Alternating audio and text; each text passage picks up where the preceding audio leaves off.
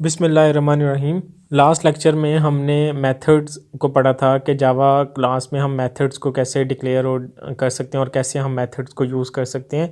आज हम कंस्ट्रक्टर की बात करेंगे। तो कंस्ट्रक्टर भी बिल्कुल मेथड्स की तरह ही है और हमने इससे पहले लेक्चर्स में देखा था कि जब भी आप जावा क्लास का एक ऑब्जेक्ट क्रिएट करते हैं तो उसके लिए उसके साथ एक कंस्ट्रक्टर भी कॉल होता है।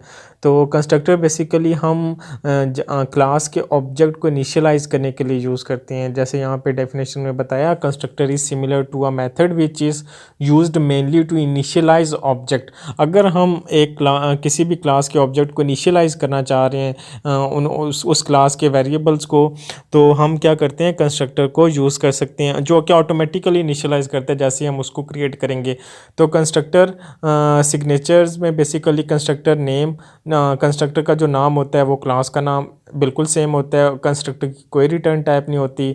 और लिमिट्स इन मॉडिफायर्स, इसको अभी हम डिस्कस करते हैं कि लिमिट्स इन मॉडिफायर से हमारी क्या मुराद है। तो अगर हम कंस्ट्रक्टर की बात करें तो there are two types of constructors. एक बेसिकली आपके पास डिफ़ॉल्ट कंस्ट्रक्टर होगा और कुछ आपके पास पैरामीटराइज्ड कंस्ट्रक्टर्स होते हैं।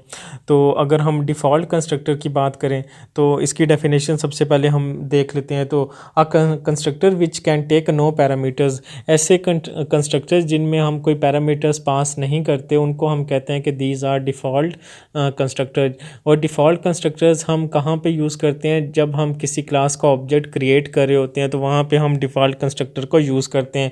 तो डिफ़ॉल्ट कंस्ट्रक्टर क्या करता है, जो ऑब्जेक्ट जितने भी वेरिएबल्स हैं जो आपने क्लास में डिफ़ाइन किया या कंस्ट्रक्टर में डिफ़ाइन किया, उनकी वैल्यूज़ को ऑटोमेटिकली, अगर इंटीजर होगा तो उसको ज़ीरो से इनिशियलाइज़ करेगा, और कोई भी ऑब्जेक्ट है उसको नल से, या अगर कोई बुलियन पैरामीटर है तो उसको फॉल्स इनिशियलाइज़ करता है। और पैरामीटराइज कंस्ट्रक्टर में आप वैल्यूज़ पास करते हैं और जो आप वैल्यूज़ पास करेंगे वो जो है तो जो आपने वेरिएबल्स डिफ़ाइन किए हैं कंस्ट्रक्टर में उनको इनिशियलाइज़ करेगा।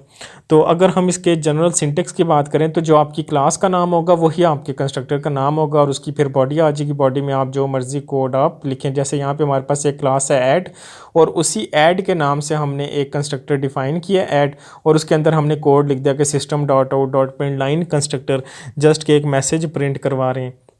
तो नेक्स्ट आ जाते हैं initialising object of a class.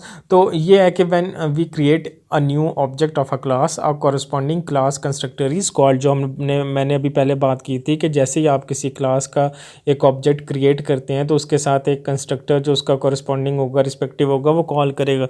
जैसे यहाँ पे हमारे पास एक रेक्टेंगल की क्लास है और माई रेक्टेंगल इसका एक ऑब्जेक्ट है, is equals to new rectangle. अब ये जो न्यू के बाद हमने रेक्टेंगल लिखा है ये उसका एक कॉरस्पॉन्डिंग कंस्ट्रक्टर है, ठीक है, जो कि कॉल करेगा। यहाँ पे न्यू एक कीवर्ड है, rectangle is a class constructor, ठीक है जी, इसको हम कहते हैं this is a class constructor. और default the compiler provides a default, ये जो है तो बेसिकली कंपाइलर प्रोवाइड करता है हमें डिफ़ॉल्ट, और ये बेसिकली हमने जो है तो इस कंस्ट्रक्टर के अंदर जो वेरिएबल्स को इनिशियलाइज़ किया होगा वो हमारे पास रिटर्न करेगा। तो parameterise constructor with parameters two. और अगर हमने जो है तो यहाँ पे न्यू रेक्टेंगल और रेक्टेंगल में अगर कुछ पैरामीटर्स पास करना चाहें तो वो आपका पैरामीटराइज कंस्ट्रक्टर हो जाएगा। पैरामीटराइज कंस्ट्रक्टर की एग्जांपल्स भी हम देखेंगे और अभी हम डिफ़ॉल्ट कंस्ट्रक्टर की एक एग्जांपल को देखते हैं। तो हमारे पास एक यहाँ पे क्लास है ऐड की, तो उसमें हमने एक ऐड का कंस्ट्रक्टर बनाया जिसमें हमने int a is equals to 20, b is equals to 10 और c ले लिया जिसमें हम a प्लस b कर रहे हैं कि a की वैल्यू और b को आपस में हमने सम किया और उसके बाद हमने c में स्टोर कर दिया, और उसके बाद हम प्रिंट करवा रहे हैं addition of a plus b plus 5। अब नेक्स्ट में हमने एक क्लास बनाई है कंस्ट्रक्टर जिसमें हमने एक मेन मेथड को डिफ़ाइन किया है और उसमें हमने जो हमारी ऊपर क्लास है ऐड का उसका हमने एक ऑब्जेक्ट बनाया है, और उसके बाद add object is equals to new और ऐड हमने कर दिया, ठीक है जी।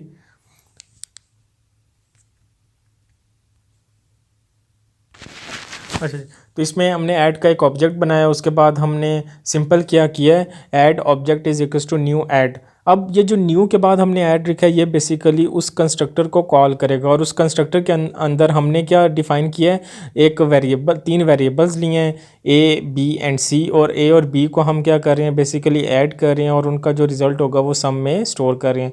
तो जैसे ही ये एक ऑब्जेक्ट क्रिएट होगा ऐड क्लास का, तो हमारे पास आंसर क्या आ जाएगा, हमारे पास आंसर आएगा addition of A plus B plus C. तो हम अब इसको रन करके देखते हैं कि रन करने के बाद हमारे पास आंसर क्या आएगा।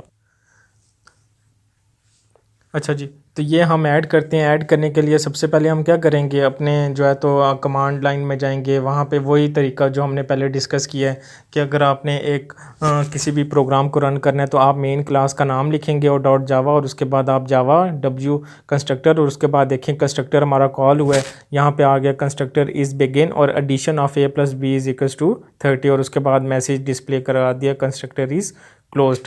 तो ये बेसिकली आज का हमारा लेसन था, जिसमें हमने सीखा है कि अगर आप जावा क्लास में कंस्ट्रक्टर के थ्रू वैल्यूज़ को कॉल करना चाहें, कंस्ट्रक्टर की वैल्यूज़ को रिटर्न करना चाहें, तो आप उसे कैसे यूज़ कर सकते हैं। आई होप आपको अंडरस्टैंडिंग हुई होगी कि जावा में हम कंस्ट्रक्टर्स को कैसे जो है तो